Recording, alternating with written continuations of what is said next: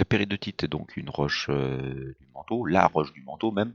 Elle est composée donc de deux types de minéraux, on le voit ici, il y a des minéraux qui sont plutôt verdâtres et des minéraux qui sont beaucoup plus sombres. Les minéraux verdâtres sont des olivines, alors que les minéraux sombres sont des pyroxènes. On va les voir plus en détail. Donc si l'on observe au microscope polarisant cette péridotite, ici observée en lumière polarisée analysée, on retrouve donc les olivines, les minéraux globuleux, alors que les pyroxènes sont les minéraux plus anguleux, sont légendés. On voit ici que les compositions chimiques sont différentes. Par exemple, le pyroxène contient en plus du calcium, du sodium, voire de l'aluminium. Au niveau de la dorsale, la péridotite de la sténosphère qui remonte va subir une fusion partielle. Alors pourquoi? Alors en fait, quand la péridotite remonte, elle va se retrouver dans des conditions de température et de pression qui vont suivre la courbe rouge ici, qui est le géotherme. C'est-à-dire que, par exemple, à 150 km de profondeur, la température sera d'environ 1600 degrés. La péridotite ne peut pas être à une autre température à cette profondeur-là. Donc en suivant ce géotherme de dorsale, alors, plus elle va remonter, elle va subir une diminution de pression. Et à partir d'environ 80 km de profondeur, on voit que ce géotherme va croiser le solidus. C'est-à-dire que elle va se retrouver, cette péridotite, dans des conditions de température et de pression telles que il y aura un mélange solide-liquide. C'est-à-dire que, donc, que la péridotite sera fondue, mais seulement en partie. 10-15% maximum, le maximum étant atteint aux alentours de 50 à 40 km de profondeur. Alors pour comprendre le processus de fusion partielle de la péridotite du manteau, nous allons réaliser une modélisation analogique. On a vu que la péridotite était composée de différents minéraux, essentiellement pyroxène et olivine, et que ces minéraux avaient des compositions chimiques différentes.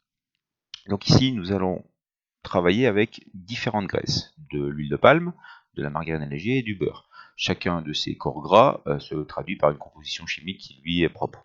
Donc on pourra dire que chacun de ces blocs, palme, margarine ou beurre, joue le rôle d'un des minéraux de la péridotite et que ces minéraux sont donc différents. Si on soumet ces blocs de graisse à une chaleur, donc ici on les a posés dans une boîte de pétri sur une eau à environ 40 degrés, on constate que certains des blocs vont fondre. On voit déjà premièrement que ceux qui font le plus vite, c'est le beurre. Suivi ensuite la margarine là qui commence à fondre. Par contre, on voit que la palme, elles, ne fond quasiment pas. Ici, les blocs de beurre sont quasiment fondus en totalité. La margarine un petit peu, et les blocs d'huile de palme, quasiment toujours pas. Nous obtenons donc un liquide qui est le résultat de la fusion, qu'on va bien appeler partiel, parce qu'on voit que tous les morceaux n'ont pas fondu. Par exemple, les blocs de palme, eux, n'ont absolument pas fondu, quasiment pas. Donc le liquide obtenu est essentiellement formé de beurre, puisque le beurre est totalement fondu, et d'un petit peu de margarine. On voit donc que quand on réalise un processus de fusion partielle d'un mélange formé de différents éléments, comme la péridotite est formée de différents minéraux, alors nous allons obtenir un liquide dont la composition est différente de la composition du solide de départ. Ici, au départ, nous avions un tiers de margarine, un tiers de palme, un tiers de beurre, mais dans le liquide obtenu, nous obtenons majoritairement du beurre fondu et un peu de margarine, et pas du tout d'huile de palme. Ainsi donc, la péridotite asténosphérique, quand elle remonte, subit une diminution de pression, ce qui va entraîner sa fusion partielle.